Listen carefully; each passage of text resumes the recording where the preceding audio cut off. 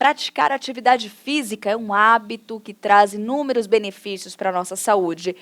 Mas hoje nós vamos falar sobre fazer isso tudo, essa atividade dentro da água. Verdade, tem natação, tem hidroginástica, tem esportes aquáticos, enfim, tem muitas atividades que ajudam no desenvolvimento muscular e ósseo, além de ajudar também na redução daquela gordura corporal e, o melhor de tudo, na água não tem impacto, então reduz o impacto para as articulações, dá para fazer os exercícios com menos dificuldade, mas quem está ao vivo no Notícias do Bem para conversar com a gente a respeito desse tema é o médico ortopedista Dr. Matheus Alba. Dr. Matheus, seja muito bem-vindo aqui ao nosso Notícias do Bem, prazer recebê-lo, obrigado pela disponibilidade em nos atender ao vivo aqui. Prazer é todo meu, muito obrigado pelo convite. Gina, o prazer é nosso. Queria começar falando exatamente dessa questão do impacto, né? É a principal vantagem dos exercícios que são realizados dentro da água, doutor, o baixo impacto, a gente pode dizer assim? Correto. Uma das principais vantagens, né, que tem a prática da atividade física na água é justamente o impacto reduzido, né? A gente sabe, principalmente na minha área de atuação, né, tem algumas patologias, por exemplo, o paciente que às vezes tem um grau de artrose em que o impacto na articulação vai piorar, né, o quadro daquele paciente. Se eu posso proporcionar para ele uma atividade física onde o impacto é reduzido, então eu tenho um benefício maior ali nessa atividade física, né? Além de outros benefícios que a gente pode citar, né? Muito bem.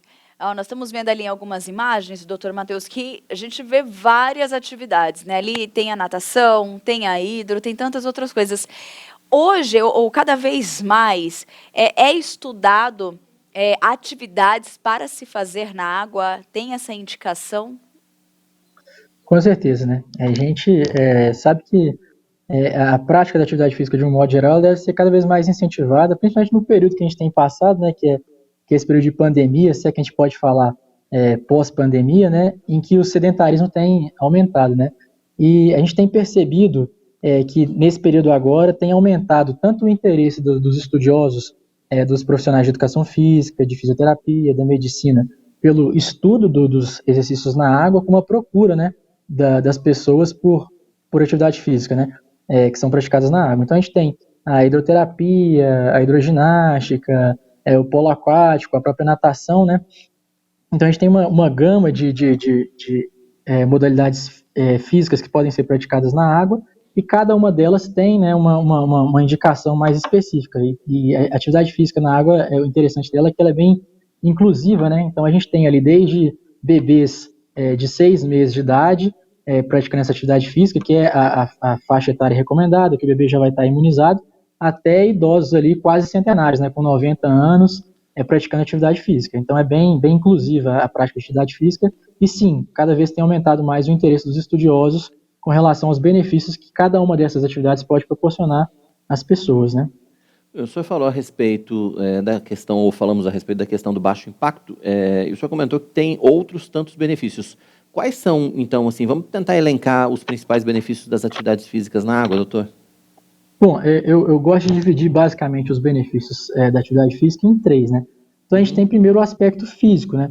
Então, além da questão de não ter um impacto nessas grandes articulações, a gente tem também o fato de que a água, a atividade física na água é uma atividade completa. Por quê? Porque ela estimula toda a musculatura do corpo, então dos pés à cabeça. Então isso ajuda ali na manutenção do tônus muscular, né?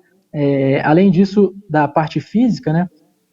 A água ela pode trazer benefícios para o sistema cardiovascular, para o sistema respiratório. A gente tem algumas indicações específicas também, por exemplo, a questão das gestantes. A gente sabe que a gestante, com o passar com o decorrer da gestação, né, a barriga vai aumentando ali, o centro de gravidade dela vai mudando. Então é muito comum a gente ter uma queixa ortopédica da gestante falar que está com dor na coluna, né, porque eu tenho um aumento ali da lordose da coluna lombar, né. E a atividade física, ali, a hidroterapia pode auxiliar, né, nessa diminuição da dor.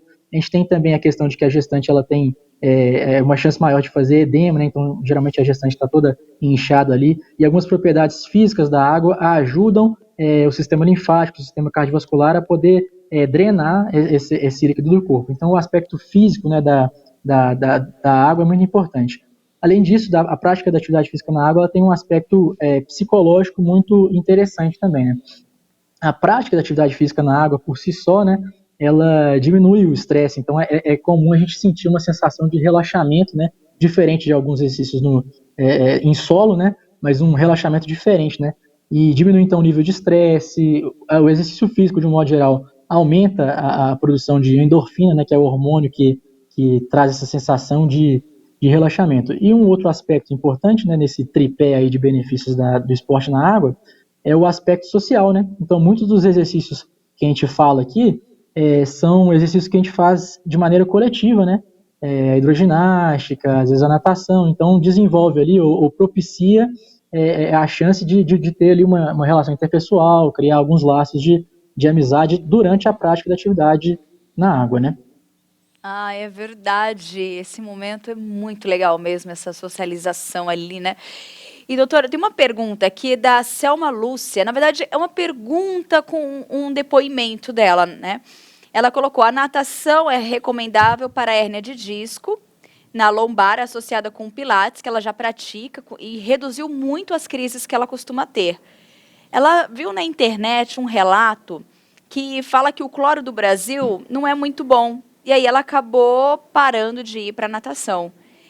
A dúvida dela é assim, né? São tantas as informações do assunto que ela fica com muitas dúvidas. Mas, com relação a esse depoimento dela, né? Com relação à água, ao cloro, isso pode ser um fator decisivo, determinante para que a pessoa pare de praticar atividade física? Você acha que é tão agravante, mediante a todos os benefícios físicos, né, que ela traz? Não deveria ser, né? Inclusive, a gente tem hoje em algumas escolas de natação, alguns lugares onde é ofertado esses tipos de modalidade física, em que a água ela nem é tratada com cloro, às vezes é tratada com ozônio, e a gente tem, então, uma chance de não ter ali esse efeito adverso, né?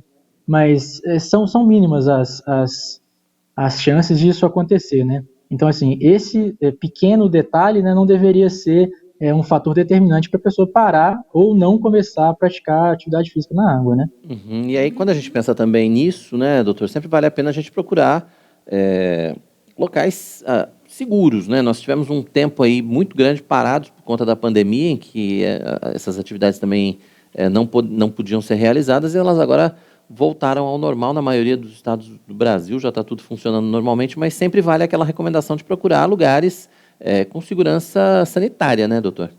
Com certeza. Além disso, né, profissionais que sejam capacitados para poder fazer esse trabalho para que ele seja mais efetivo, né? Uhum. Ó, aproveitando essa linha de atividade física, né, de vários exercícios, a gente está falando especificamente da água, mas um dos nossos web telespectadores, o Ricardo Reis, perguntou o seguinte: o que causa menos impacto fora da água? Por exemplo, correr numa esteira de academia ou asfaltograma? Tem diferenças de impacto para a pessoa uma dessas três modalidades, doutor? Com certeza tem diferença, né? Quando a gente tem ali a corrida na esteira, a gente tem uma corrida que é simulada num plano, né?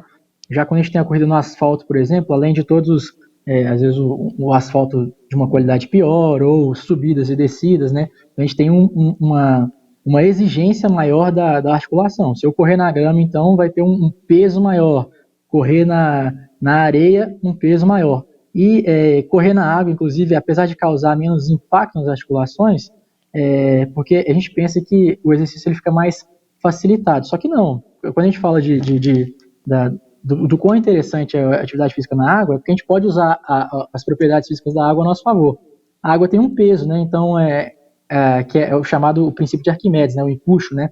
Então, a força da gravidade, a gente tem uma força contrária na água, né? Contra a força da gravidade. Então, a água, ela empurra para cima. A gente percebe isso quando a gente tenta carregar alguém dentro da água, é mais fácil, né? Então, alguns exercícios ali vão ser mais facilitados, a articulação vai ser menos exigida. A gente pode usar isso ao nosso favor também. Então, para pacientes que a gente quer um fortalecimento muscular, então fazer o exercício ali, a gente sabe que a resistência que a água proporciona é cerca de 14 vezes maior do que no ar, né? Então, a gente pode usar isso a nosso favor, para poder trabalhar o fortalecimento muscular de um paciente em alguma patologia específica, né? Mas sim, respondendo a pergunta dele, tem diferenças ali de praticar atividade física na água, o impacto é menor, na esteira é um pouco menor, no asfalto é um pouco maior, e aí por diante, né?